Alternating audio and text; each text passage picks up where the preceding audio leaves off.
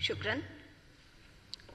Your Highness, Sheikh Abdullah bin Zayed Al Nahyan, the newly elected chair of OIC and the Foreign Minister of UAE, Your Excellency Dr. A.K. Abdul Momin, Foreign Minister of Bangladesh, Your Excellency Dr. Yusuf bin Ahmed Al Uthaymin, Secretary General of OIC, Excellencies Foreign Ministers of OIC countries, leaders of the delegations, distinguished ladies and gentlemen. I'm honored to join my colleagues from nations that represent our great religion and ancient civilizations. I stand here as a representative of a land that has been for ages a fountain of knowledge, a beacon of peace, a source of faiths and traditions, home to many religions, and now one of the major economies of the world. I carry the greetings of my Prime Minister, Shri Narendra Modi ji, and 1.3 billion Indians, including more than 185 million Muslim brothers and sisters. Our Muslim brothers and sisters are a microcosm of the diversity of India. They speak Tamil and Telugu, Malayalam and Marathi, Bangla and Bhojpuri, and any of the numerous languages of India. They have diverse culinary tastes, myriad choices of traditional attire, and they maintain strong cultural and linguistic heritage of the regions they love and they have lived for generations. They practice their respective beliefs and live in harmony with each other and with their non-Muslim brethren. It is this appreciation of diversity and coexistence that has ensured that very few Muslims in India have fallen prey to the poisonous propaganda of radical and extremist ideologies. Your Highness and Excellencies, 2019 is indeed a very special year. In this year, the OIC is celebrating its Golden Jubilee, the United Arab Emirates is celebrating Year of Tolerance, and India is celebrating the 150th birth anniversary of Mahatma Gandhi, a global symbol of truth and non-violence. It is therefore a matter of pride for me and for India to be invited in this special year to be your guest of honor and to be extended a hand of friendship. I convey my deep appreciation to Foreign Minister, His Highness Sheikh Abdullah bin Zayed, for his sagacious leadership and for his invitation. Thank you, Your Highness. Your Highness and Excellencies, in the past 4 years, few relationships have seen as much engagement as India's relationship with the UAE and indeed with the entire Gulf and West Asia region. It is a return of history.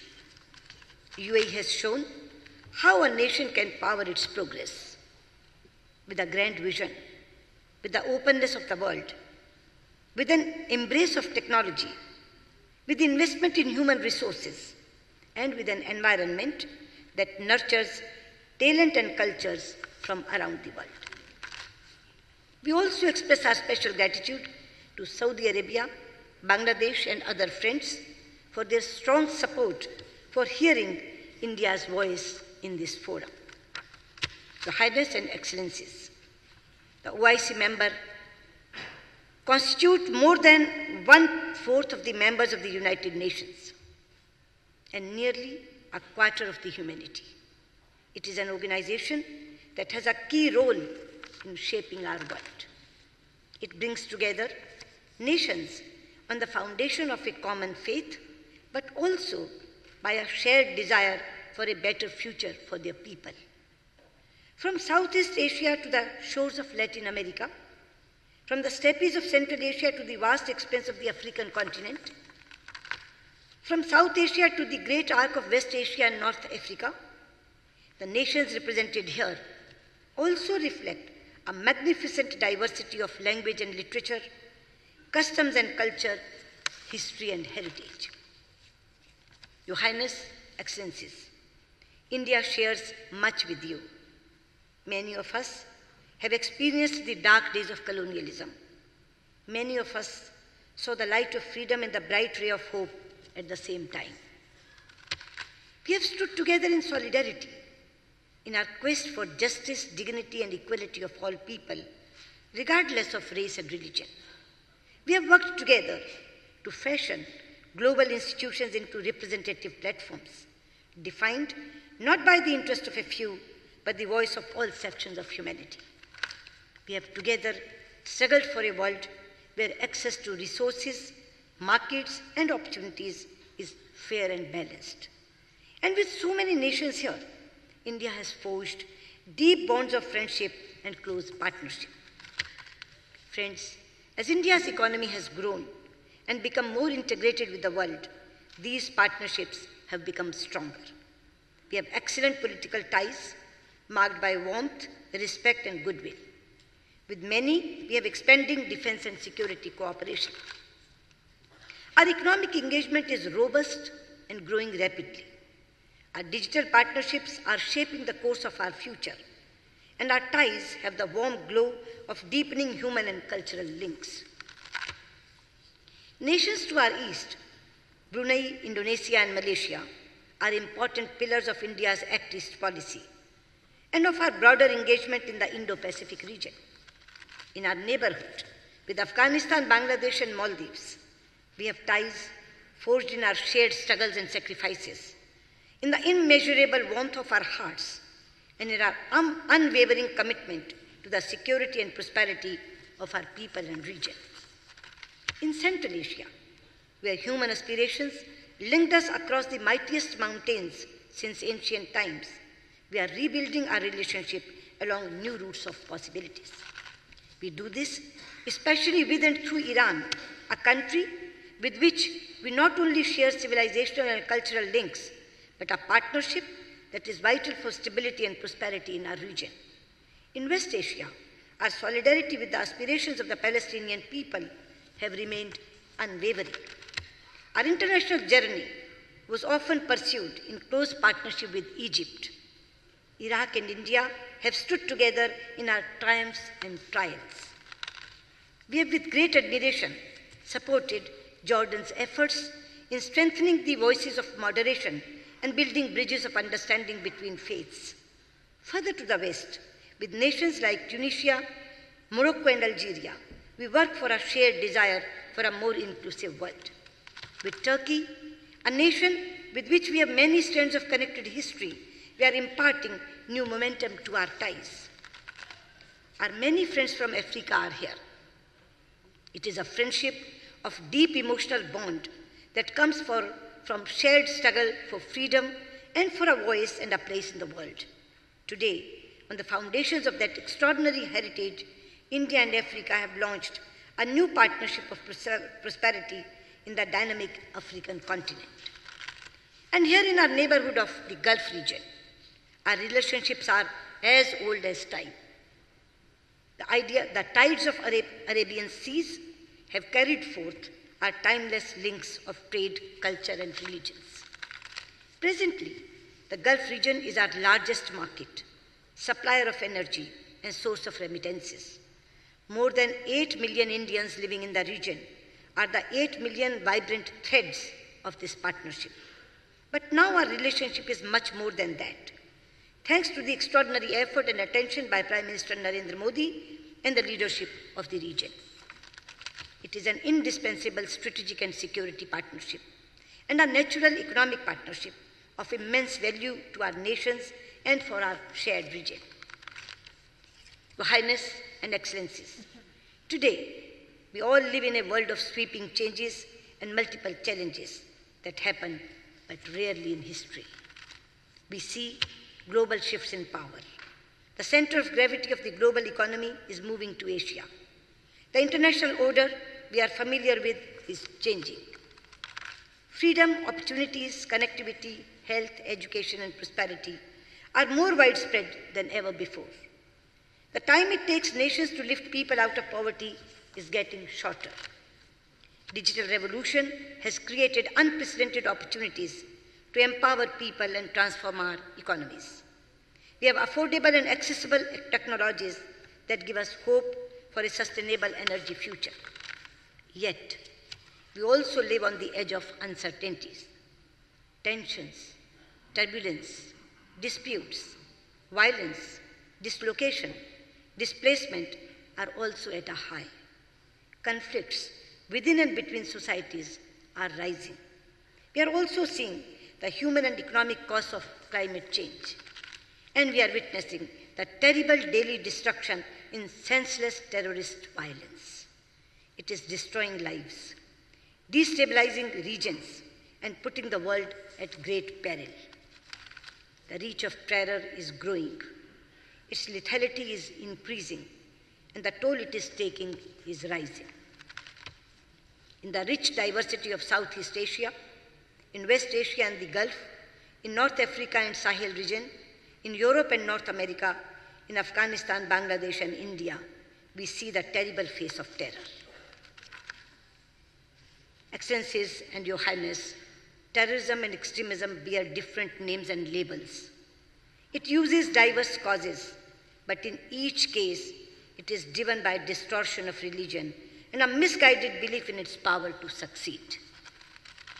The fight against terrorism is not a confrontation against any religion. It cannot be.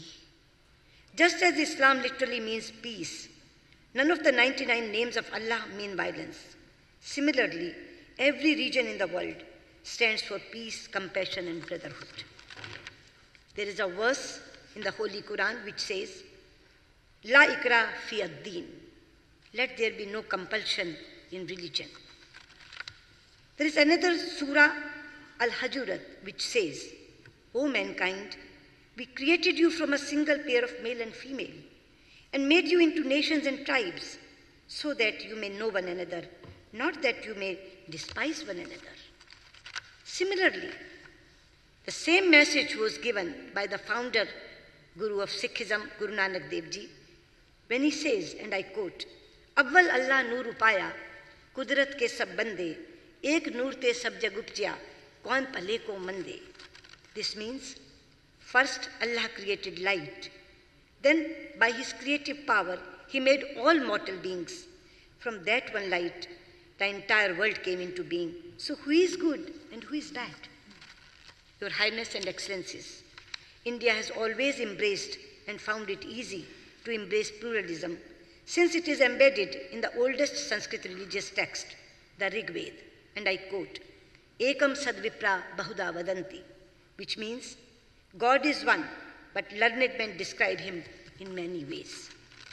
Our great philosopher Swami Vivekananda said that this phrase from the Rig Veda has given the theme to all subsequent thoughts to India, and one that will be the theme of the whole world of religions. Your Highness and Excellencies, this is not a clash of civilizations or cultures, but a contest of ideas and ideals. As Prime Minister Shri Narendra Modi has often said, it is a struggle between the values of humanism and the forces of inhumanity.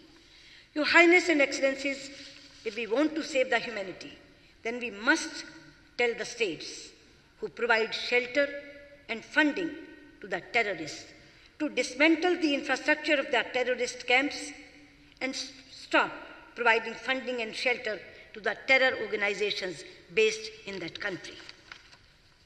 At the same time, I would like to say that this menace cannot be fought only through military, intelligence, or diplomatic means.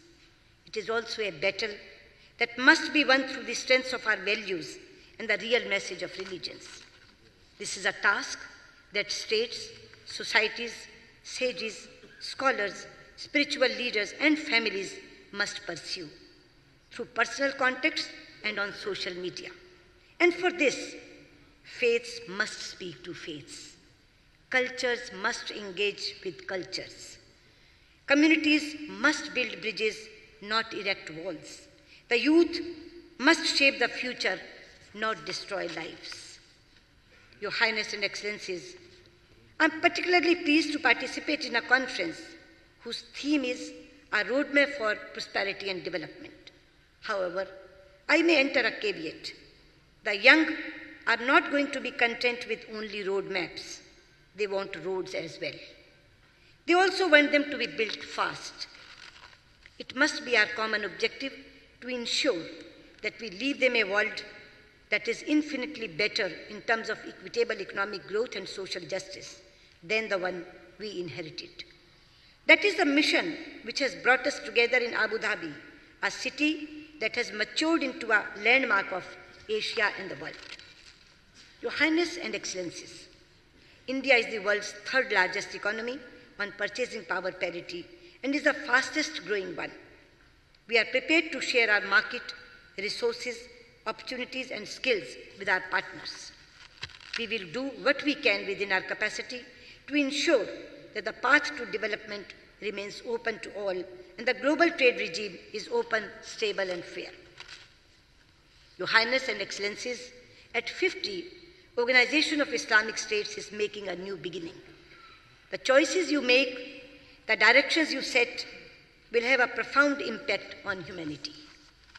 The OIC has a huge responsibility and a great opportunity to lift humanity to a higher level of peace and prosperity, and to make this planet a better place, not just for your people, but for the rest of the world.